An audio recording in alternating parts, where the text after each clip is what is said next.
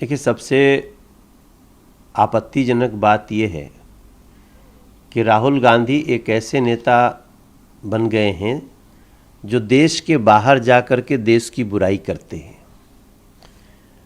ऐसा अपने देश में भी हमने और किसी नेता को नहीं देखा।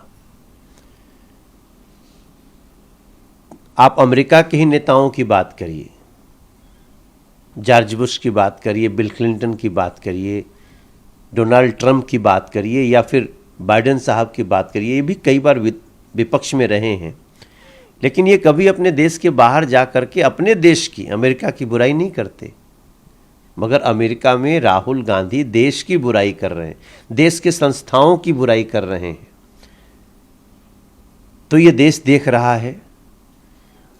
ऐसा व्यक्ति जो अपने ही देश की विश्व के फोरम पे बुराई करता हो, वो देश के लिए कितने खतरनाक हो सकते हैं, इसका अंदाज़ा लगाया जा सकता है।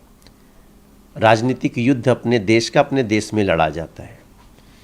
दूसरी बात, राहुल गांधी सरासर झूठ परोस रहे हैं। कई ऐसी बातें उन्होंने बोली हैं जिसका कोई भी आधार नहीं है। हमारे देश के सिख कम्युनिटी को लेकर झूठ बोला है उन्होंने।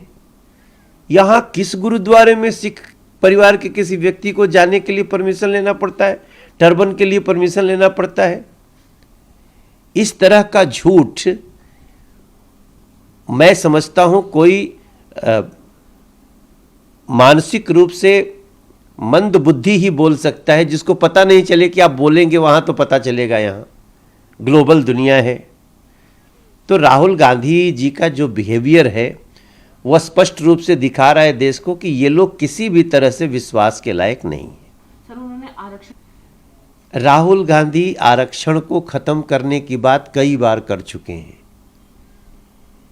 जब जब उनको थोड़ा देर तक माइक पे बोलने को दे दीजिए, वो एक जगह आ जाते हैं जहां आरक्षण समाप्त करने की बात करते हैं। इनके जो पूर्वज थे वो भी ऐसे ही बात करते थे। नेहरू जी की बात कर लीजिए। और राहुल गांधी का एक बार फिर से आरक्षण समाप्त करने की बात आज फिर से देश में चर्चा का विषय है। जो लोग बाबा साहब भीमराव अंबेडकर को जीते जी कभी जीतने नहीं दिए, वो लोग आरक्षण के पहले से विरोधी रहे हैं। लेकिन आरक्षण मिल रहे लोगों को कैसे संपूर्ण रूप से उनको फायदा हो, इसकी चर्चा कभी वो नहीं करते हैं। आज फिर से एक बार उन्होंने आरक्षण के विरुद्ध बात करी है और देश में ये बात फैल रही है।